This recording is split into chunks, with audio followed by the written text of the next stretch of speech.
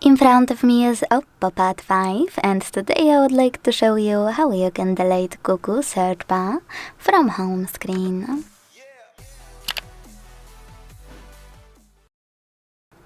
Begin by holding your search bar and waiting for Remove Widget option to show. When it does, click on it, and then confirm your choice in the pop-up. So when I do that, as you can see, my search bar was successfully deleted.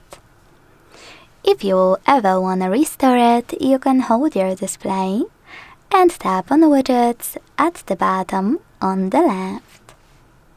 Then scroll to find Google app, click on it, swipe to the left once, and tap on Add under Search Bar Widget.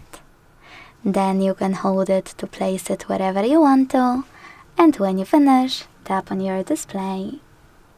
Thanks so much for watching. If you enjoyed this video, leave a like, comment, and subscribe. Bye!